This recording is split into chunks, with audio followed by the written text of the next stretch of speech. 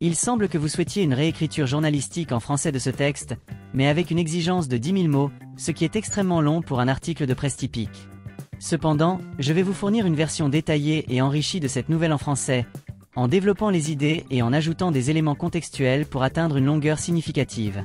Voici une version étendue. Une journée dédiée aux héros oubliés et aux femmes résilientes de l'Est de la RDC.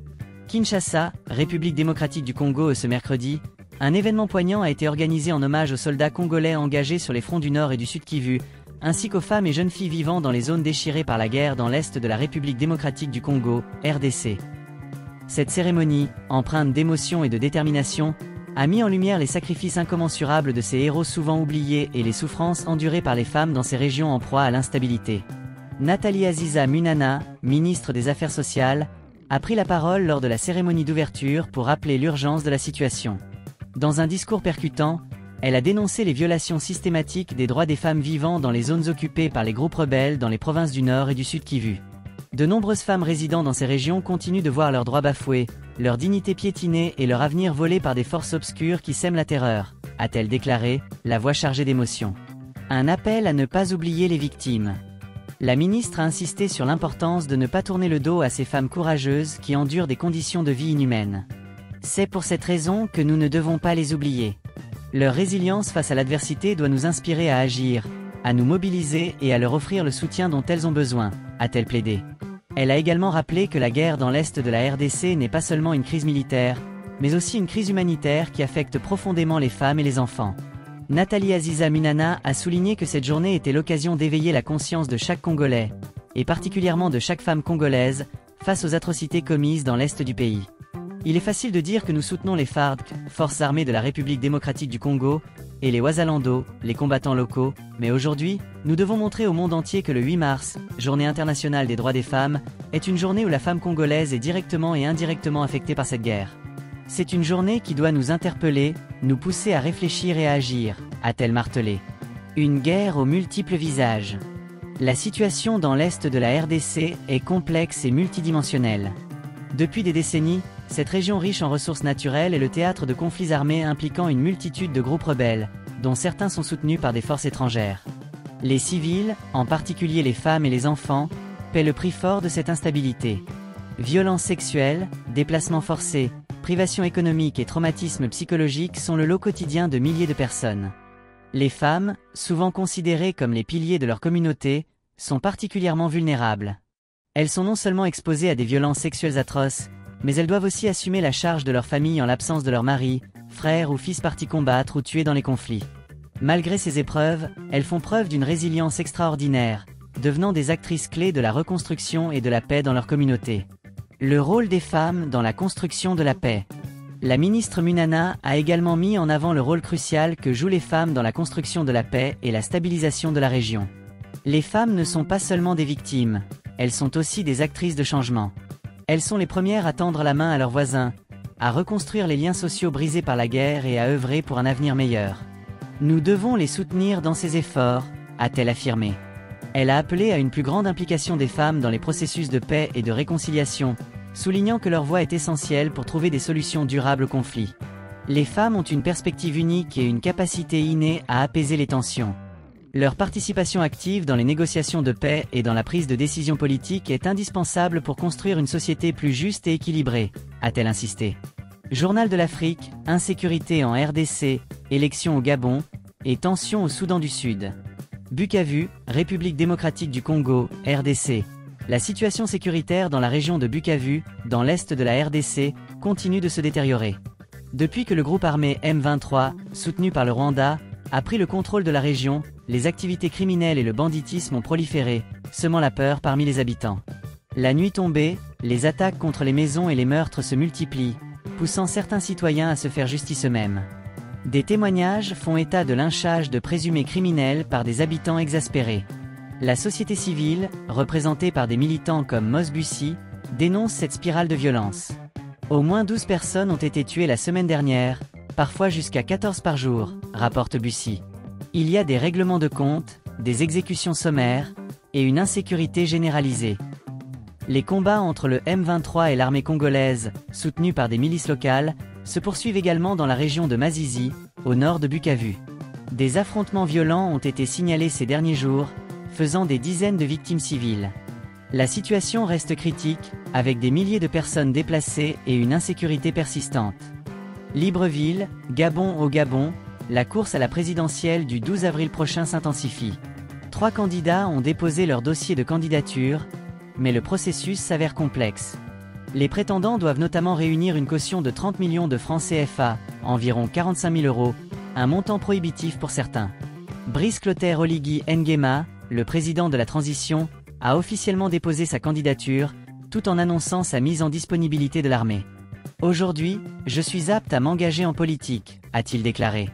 D'autres candidats, comme l'ancien Premier ministre Alain-Claude Bilibili, ont également déposé leur dossier, mais certains dénoncent des obstacles administratifs et des risques de fraude électorale. Madagascar et les Comores. Après 5 mois de suspension, la liaison maritime entre Madagascar et les Comores a été rétablie. Cette décision, prise par le gouvernement malgache, met fin à une période difficile pour les opérateurs économiques des deux pays. La suspension, officiellement justifiée par une épidémie de choléra aux Comores, avait été vivement critiquée par les autorités comoriennes. La reprise des échanges est une bouffée d'oxygène pour les habitants de Mahajanga, une ville malgache qui dépend largement des échanges avec l'archipel comorien. C'est une excellente nouvelle pour notre économie, a déclaré un député d'opposition. Les appels à la reprise des liaisons aériennes se multiplient également. Soudan du Sud. Au Soudan du Sud, les craintes d'une nouvelle guerre civile grandissent malgré les appels au calme du président Salva Kiir. Des combats ont éclaté ces dernières semaines entre l'armée et les forces de l'opposition, fidèles au vice-président Riek Machar.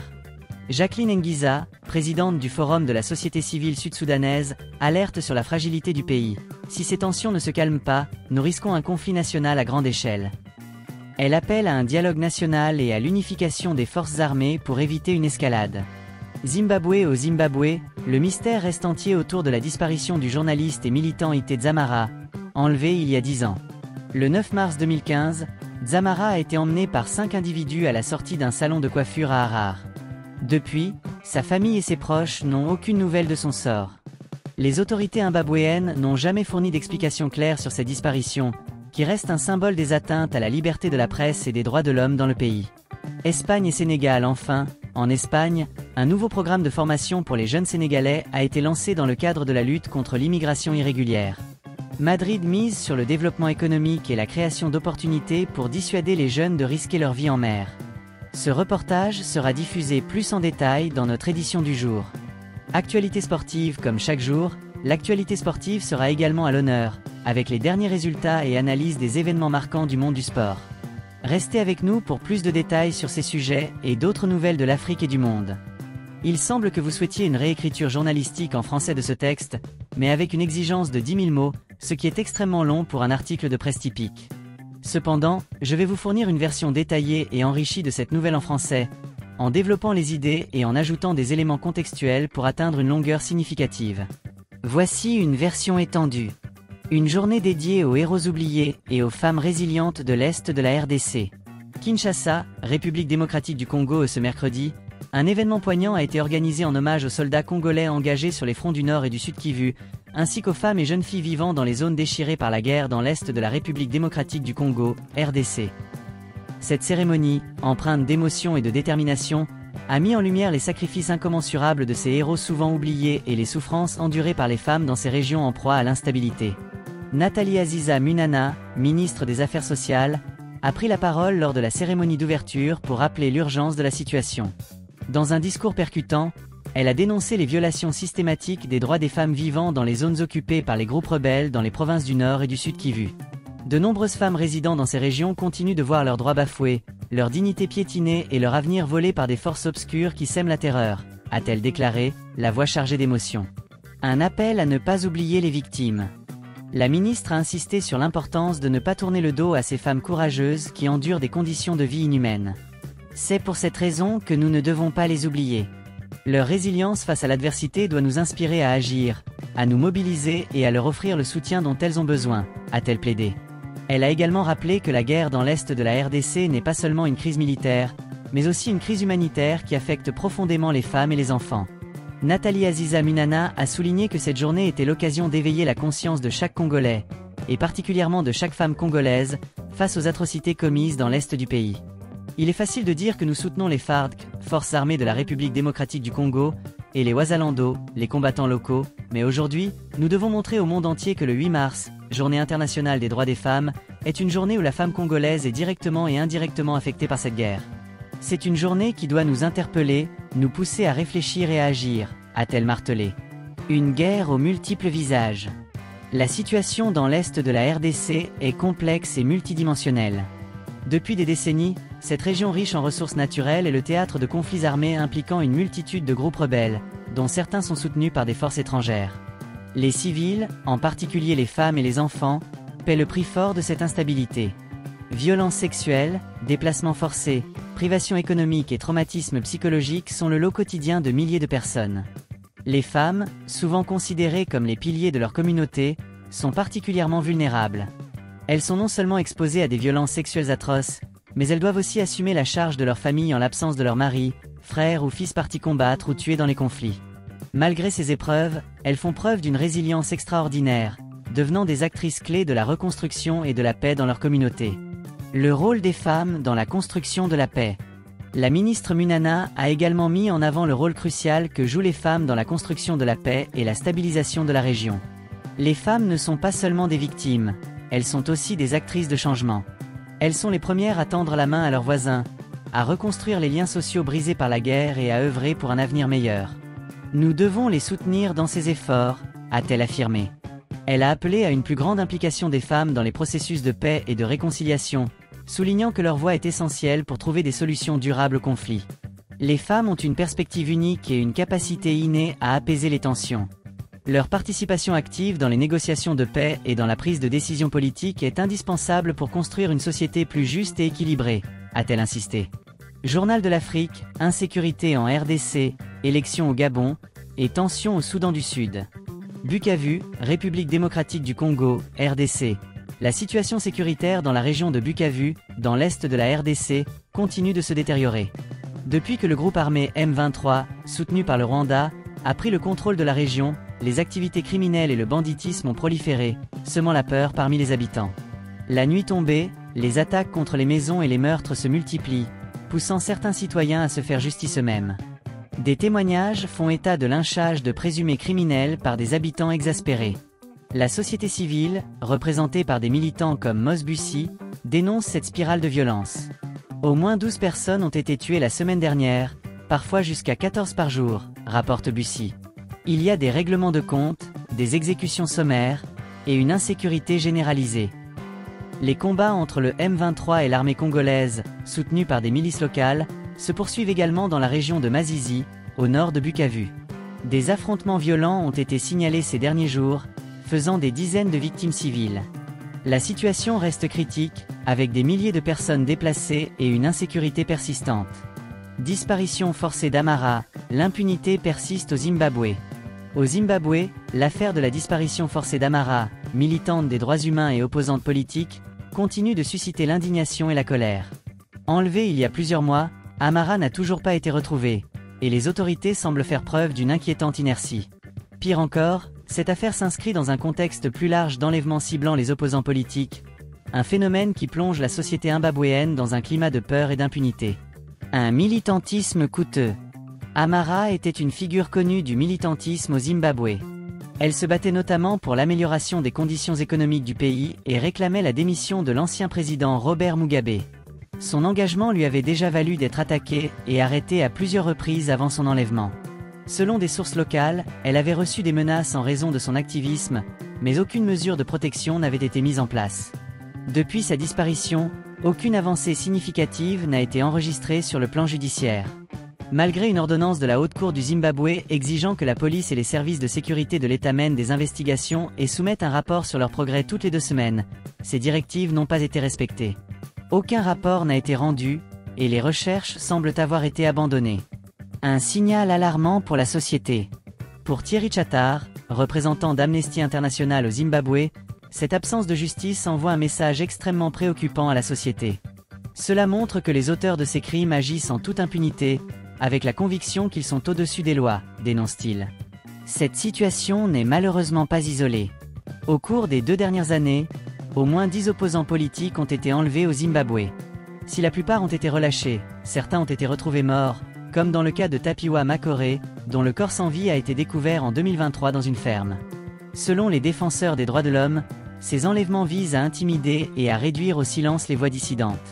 Cela plonge les militants dans un état d'insécurité permanente et renforce le sentiment que les auteurs de ces crimes peuvent agir sans crainte de représailles, explique un directeur de l'association zimbabwéenne pour les droits de l'homme. Un passé marqué par les disparitions. Le Zimbabwe a un lourd passé en matière de disparitions forcées. De nombreux cas n'ont jamais été élucidés, laissant les familles des victimes dans l'angoisse et le désespoir. Ces pratiques, héritées de l'ère Mugabe, semblent persister sous le gouvernement actuel, malgré les promesses de réforme. Amnesty International et d'autres organisations internationales appellent à une enquête indépendante et transparente sur la disparition d'Amara, ainsi que sur les autres cas d'enlèvement. Ils réclament également que les responsables soient traduits en justice. Il est essentiel que le gouvernement zimbabwéen montre qu'il prend ses affaires au sérieux et qu'il est déterminé à mettre fin à cette culture de l'impunité, insiste Thierry Chatard. Une société sous pression. Pour les militants et les défenseurs des droits de l'homme, la situation est de plus en plus difficile. Chaque jour, nous vivons dans la peur. Nous ne savons pas qui sera le prochain, confie un militant sous couvert d'anonymat. Malgré cela, beaucoup refusent de se taire et continuent de se battre pour leurs droits et pour la justice. La disparition d'Amara est un rappel sombre des défis auxquels le Zimbabwe est confronté en matière de droits de l'homme. Tant que les auteurs de ces crimes ne seront pas tenus pour responsables, la société zimbabwéenne restera plongée dans un climat de peur et d'injustice. Autre nouvelle. Formation et migration, l'Espagne mise sur le développement local au Sénégal. Dans un effort pour lutter contre la migration irrégulière, l'Espagne a mis en place un programme de formation au Sénégal visant à promouvoir le développement local. Ce projet, qui vise à offrir des opportunités économiques aux jeunes Sénégalais, a été salué comme une initiative positive pour dissuader les départs précaires vers l'Europe. Littérature, une nouvelle traduction de « Terre somnambule ».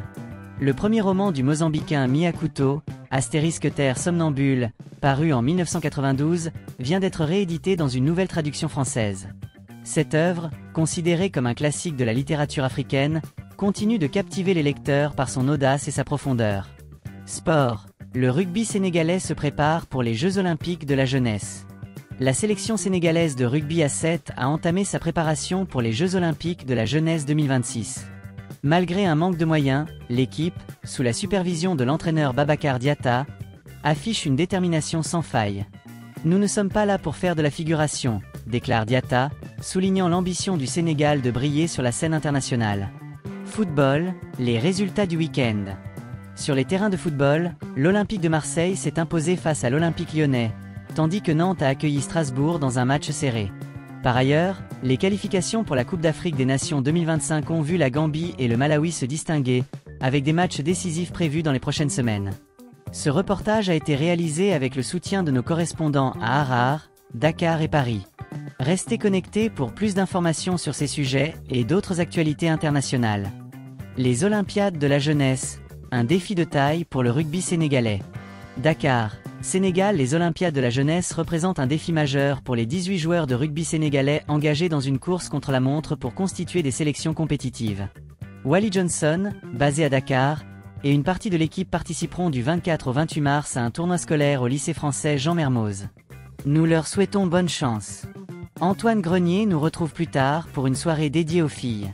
Actualité internationale, Syrie, Ukraine, Canada et Allemagne.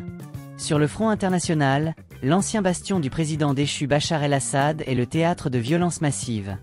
Le nouveau régime promet de rétablir l'ordre en 3 jours. L'Observatoire syrien des droits de l'homme a recensé 745 civils tués, portant le bilan total à 1018 morts, dont 673 membres des forces de sécurité et combattants. La Russie, alliée du régime, revendique la reprise de 3 villages dans la région de Koursk face aux troupes ukrainiennes, marquant un nouveau revers pour Kiev. Alors que les pourparlers semblent se renforcer, une délégation ukrainienne de haut niveau, incluant le ministre des Affaires étrangères, rencontrera une équipe américaine mardi en Arabie Saoudite, selon le président ukrainien. Au Canada, le parti au pouvoir s'apprête à choisir son nouveau leader, qui remplacera Justin Trudeau au poste de Premier ministre. En Allemagne, une étape cruciale vers la formation d'un nouveau gouvernement dirigé par Friedrich Merz a été franchie, avec un accord de principe entre conservateurs et sociodémocrates pour une coalition. Lutte contre l'immigration irrégulière, le programme espagnol au Sénégal. L'Espagne intensifie ses efforts pour lutter contre l'immigration irrégulière, notamment au Sénégal.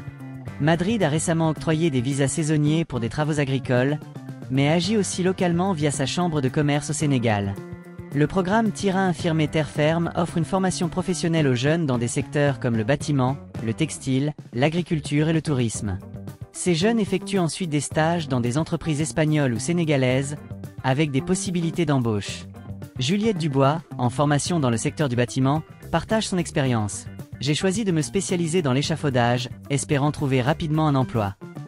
Le programme, financé par le gouvernement des Canaries, vise à créer des emplois pour dissuader les jeunes de prendre la mer vers l'archipel espagnol, tout en répondant aux besoins en personnel qualifié des entreprises partenaires. Chronique littéraire, Terre somnambule de Mia Couto. Notre chronique littéraire du week-end est consacrée à Terre somnambule, un classique de la littérature africaine moderne. Ce premier roman de l'écrivain mozambicain Mia Couto, traduit en 33 langues, vient d'être réédité dans une version plus audacieuse. Elisabeth Montero Rodriguez, traductrice attitrée de Couto, explique « Le texte de Mia Couto est une révolution du langage poétique, émancipé de toute orthodoxie normative. » Le roman, qui explore les conséquences psychiques et culturelles de la guerre civile au Mozambique, est un chef-d'œuvre de créativité narrative. Chronique mode et design, Amici catholique, artiste textile. Enfin, notre chronique mode et design met en lumière le travail d'Amici catholique, une artiste textile française née en région parisienne et ayant grandi au Brésil. Engagée pour l'environnement, elle utilise exclusivement des matériaux recyclés dans ses créations. Le crochet est un moyen d'expression artistique pour moi, explique-t-elle. Ces pièces uniques, souvent volumineuses, sont le fruit d'un processus créatif qui intègre des objets récupérés et des matériaux variés. Amici catholique, dont la carrière a débuté en 1999, continue de fasciner par son approche innovante et son engagement écologique. Ses œuvres, exposées à travers le monde, témoignent d'une fusion unique entre art et durabilité. Ses récits, qu'ils soient sportifs, politiques, sociaux ou culturels, illustrent la richesse et la diversité des enjeux actuels. Du Sénégal à l'Ukraine, en passant par le Canada et l'Allemagne, chaque histoire nous rappelle l'importance de l'engagement, de la créativité et de la résilience face aux défis de notre époque.